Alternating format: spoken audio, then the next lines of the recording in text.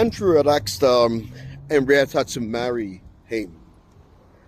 And by the time Henrietta went over to talk to the father and said, "There's this guy who would like to marry me," Henrietta's father said clearly, "Look, listen, don't have anything to do with him until I investigate him first." The question is, was that a mistake on Henrietta's father's part? I think you need to watch this video, and there's a lot of life lessons right in this video. I think you should go straight on down and join me as I work with Henrietta and Andrew. Happy watching. Andrew and Henrietta, we're really having certain issues right now that we need to resolve. If we don't do it now, it means that very soon we'll have a lot of divorce out there. We'll have a lot of people a lot of children right now don't even want to get married anymore. They say marriage is a scam and all sort of things, but I don't think so. I know that it's not a scam. I'm married. You guys are married. I've watched you guys, being married for, all this while. And I see a connection with you. I see that you're happy being together. I see nobody has forced you to be married. And that means a lot, when you see that kind of stuff happening. So I want to ask you this question. First of all, how long have you been married for? Oh, yeah, I do. We've been married for 17 years now. 17? Yeah. Yeah. Okay, maybe you're being 7 years. 17 years. Married 17 years right Yes. now. Yeah, 17 Actually, years. by next month, All right. 25th of next month, will be All right. 17 years of marriage. So your wedding anniversary is July 25th. Yes, correct. All right. That's whose birthday is that really? My My husband's birthday. That's you got married on your birthday. Yeah. Isn't that cheating? Why did you get married? Why did you get married in January? Because you have all the opportunities to get married in January and you did not. Oh, but it's great. Happy anniversary, Thank you. in advance. Thank you very much. Right, great. Okay, so what is it? How did you guys meet? Let's just quickly look at that briefly. I don't know if any of you remember. I'm sure you We do. remember clearly, both of us. Oh, great. Great. How did you guys meet? Okay, do I go or you want Yeah, to go ahead. Okay, I would say our meeting was, will I say, I don't want to sound spiritual, but I think it was actually predestined that we're going to meet. To cut long story short, we met in our days in university. All right. And Okay. I casually went to see one of my classmates in one of the private hostels in our school then, way back in the 2002. early 2000s. 2002, Yeah, so 24 years ago. Oh, you remember? yeah, I knocked on Women my always remember the dates. Yeah.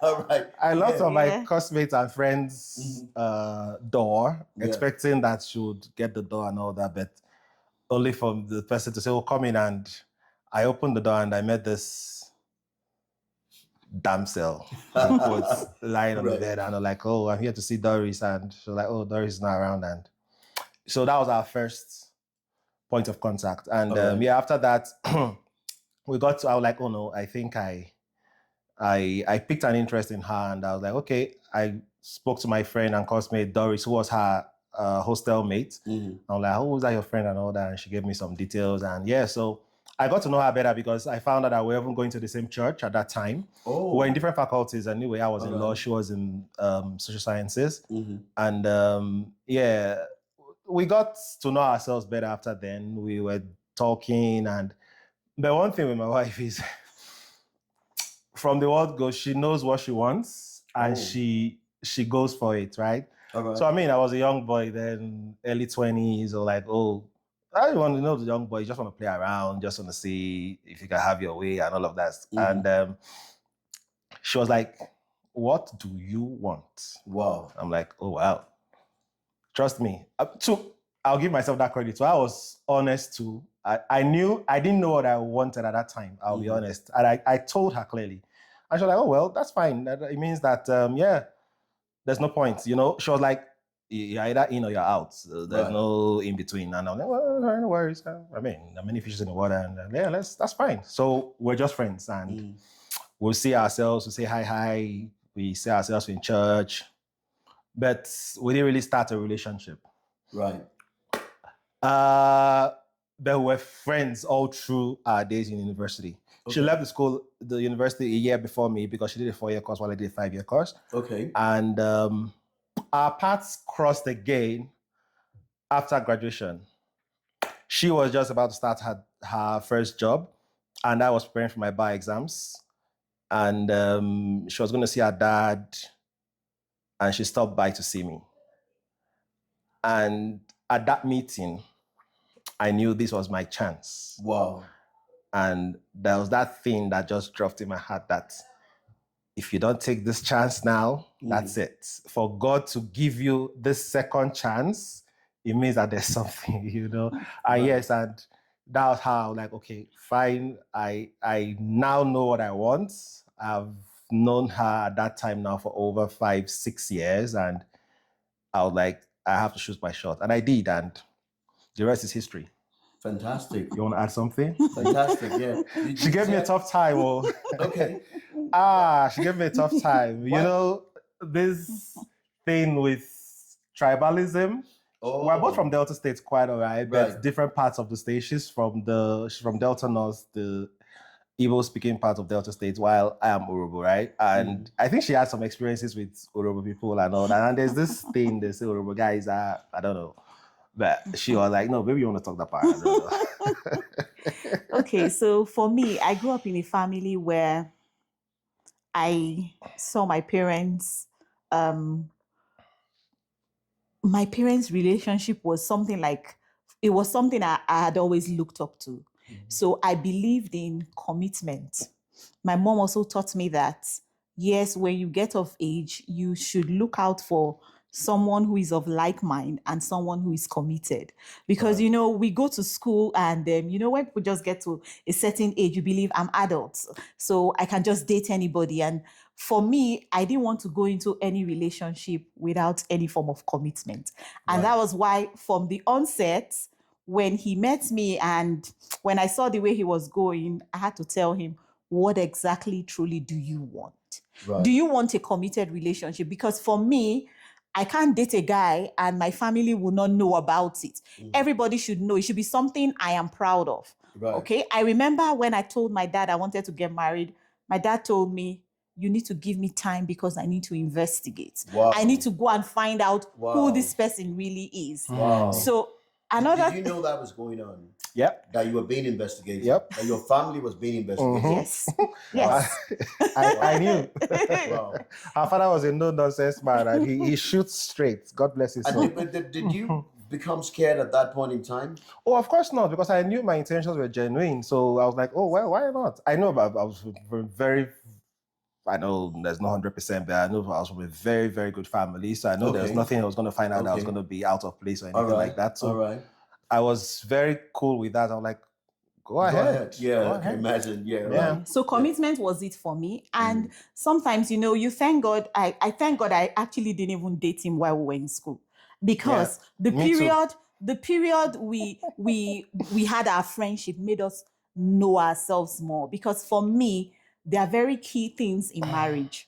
People marry for different reasons. And if you marry for the wrong reasons, that is where the foundation is already wrong. Right. So that's 5-6 years gave us time to know ourselves, gave us time to find out if we're really compatible, if we enjoy the same things. And during that period, I participated very well too in church, in the youth program. He was also a participant. So somehow we learned each other more. So it was easy at the second meeting now to be able to say, oh, is this what you want? And you're like, yes, I know this person to an extent. I think this is what I want. Because the foundation was already laid. Correct. At that point in time. And so for right now, since all that time, here you are, 17 years in marriage.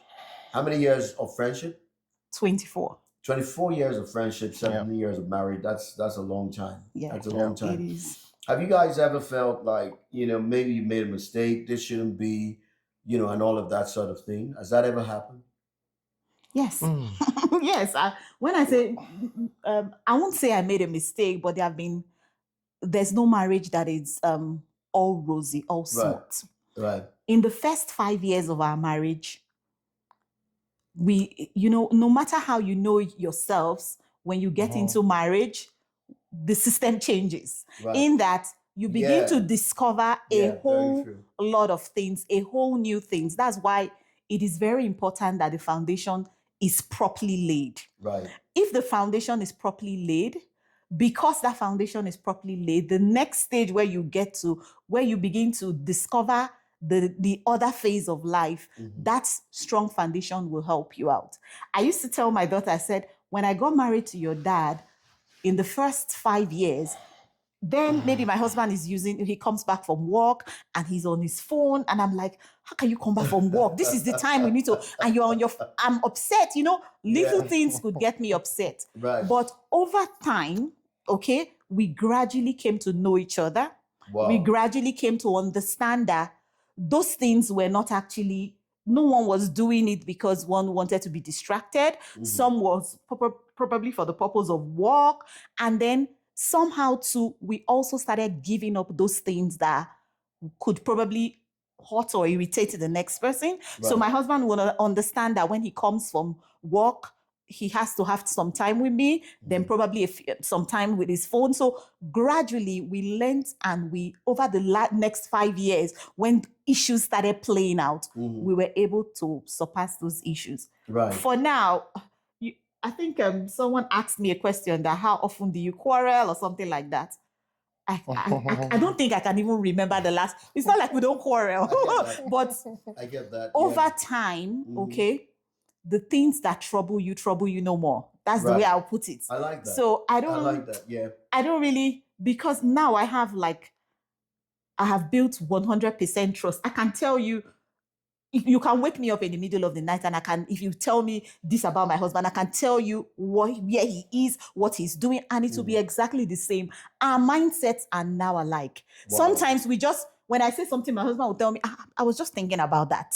So over time, it may not be easy in the first stage, but when you're able to, there's no 100% human being, even in your own nuclear family, where you are from. Right. You must have had issues with your siblings. You must have had issues with your parents. But over time, everybody begins to adjust. And if you're able to go through those years, first 5-10 years, I normally tell couples, most of the time, it becomes better.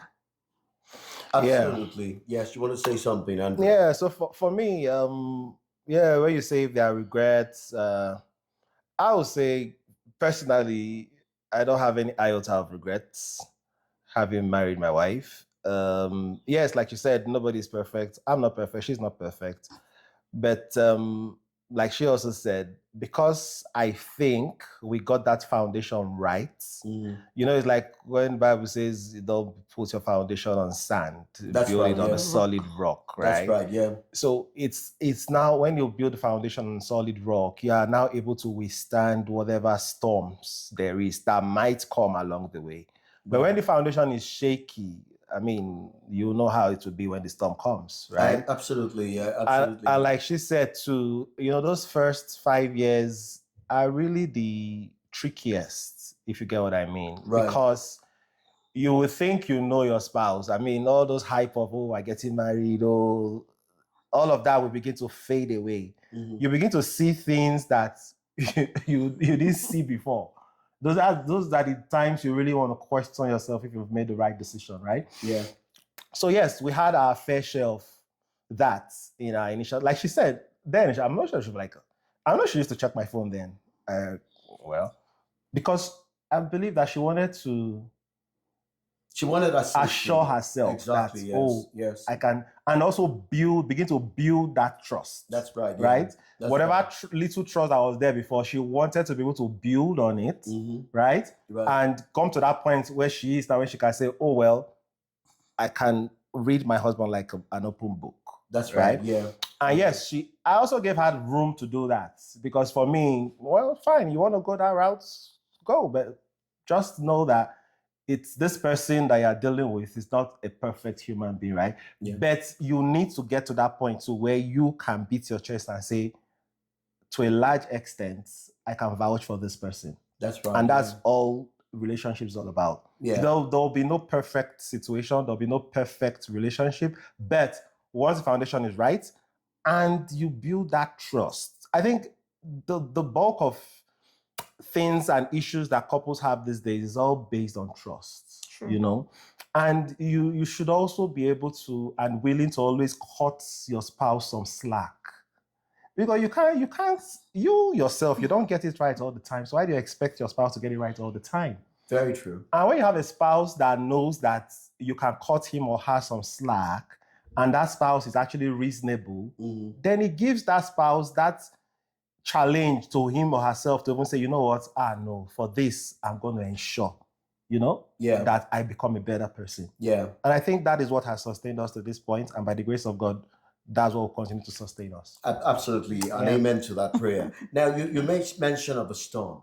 Yeah. You said, and the storms will always come. Of course. The thing about the tree, why the tree does not break during the storm is because the tree has the capacity to bend.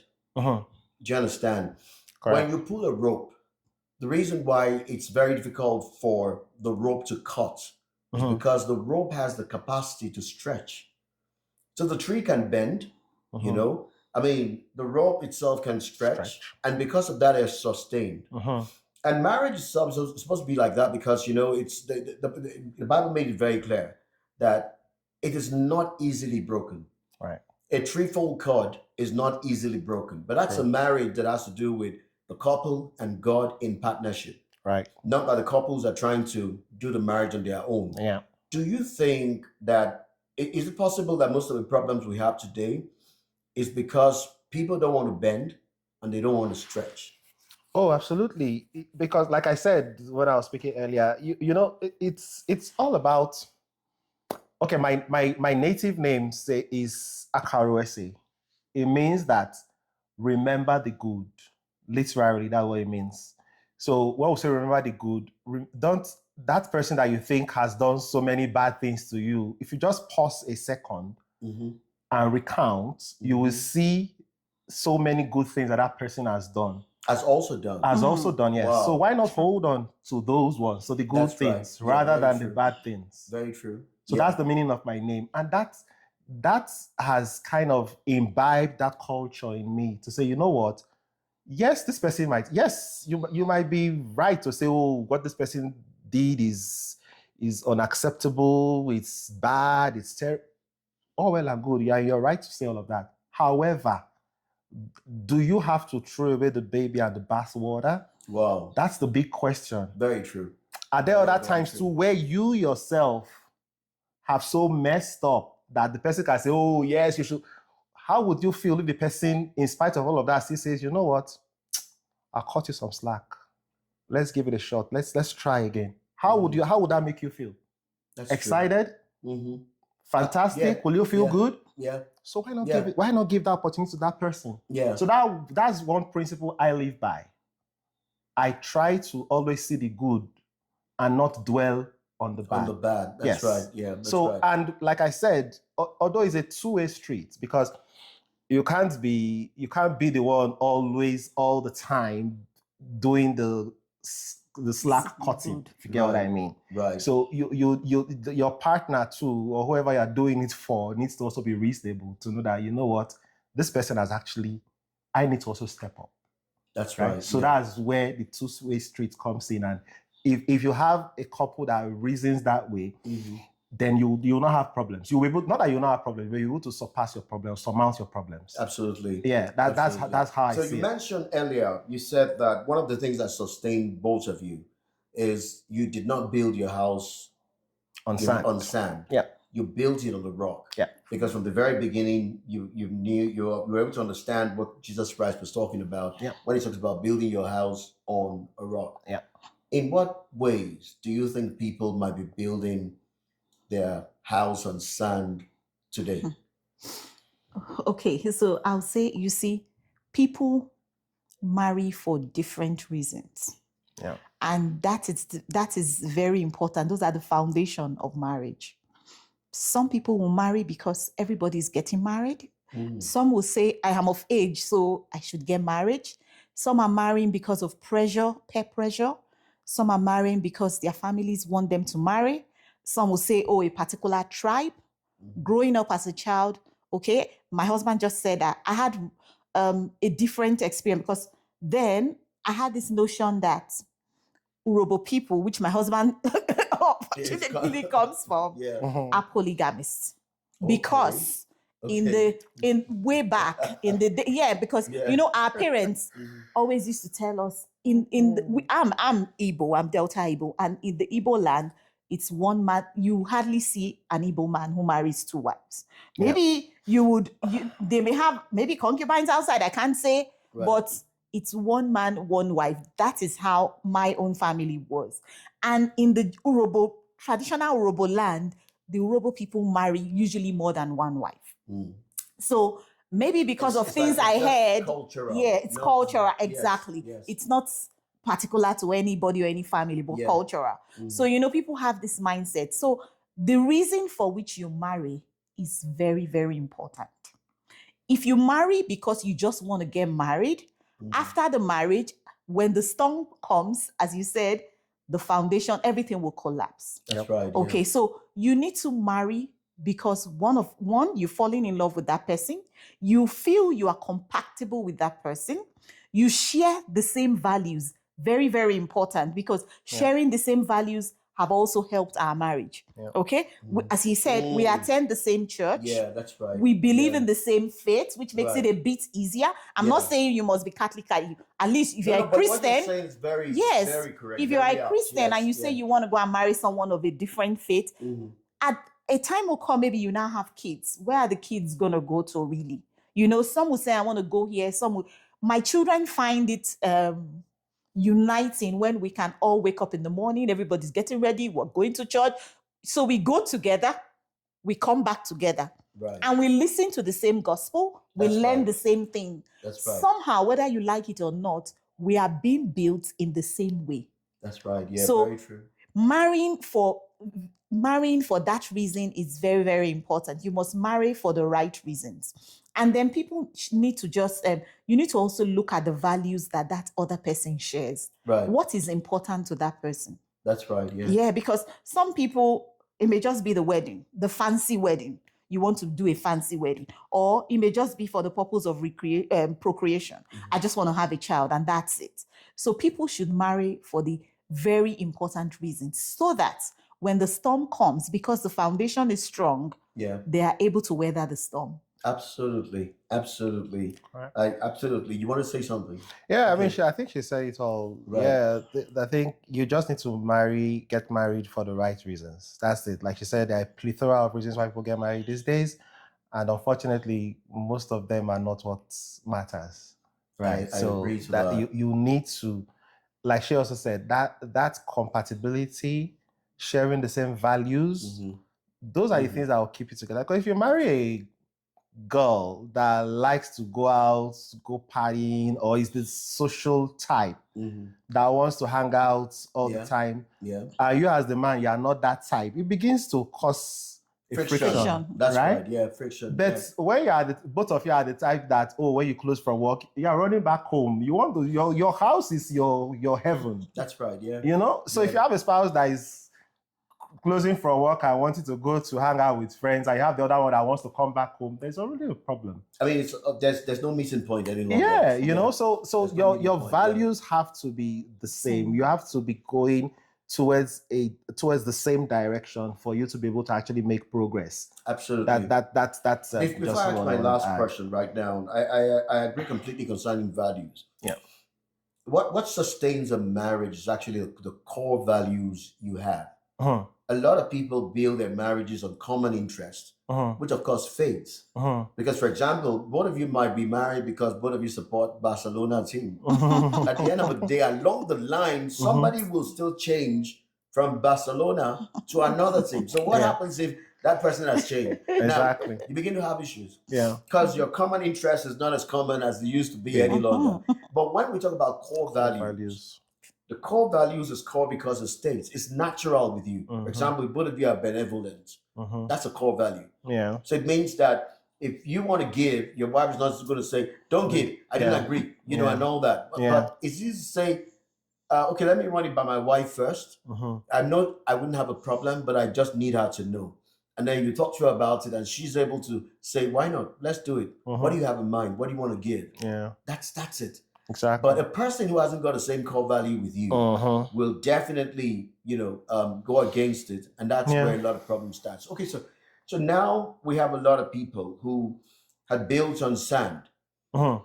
We have a lot of people who, have not prepared for the storm that perhaps comes even when they're not expecting it. Mhm. And these people right now are tired of marriage.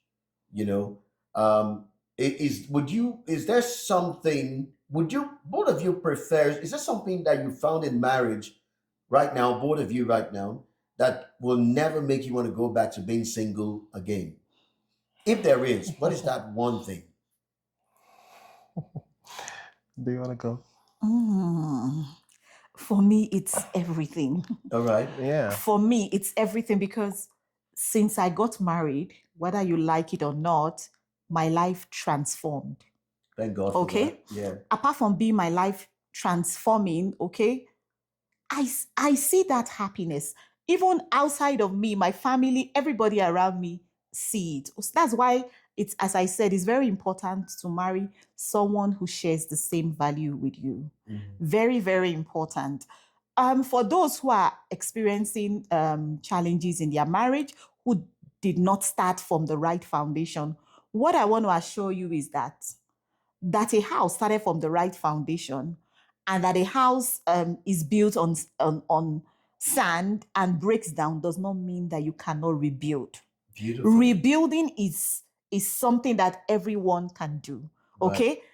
Couples should, for me, you should sit down. There are some important things that we sat down and we talked about before we entered into marriage. There are some important things that you need to agree on before you enter into marriage.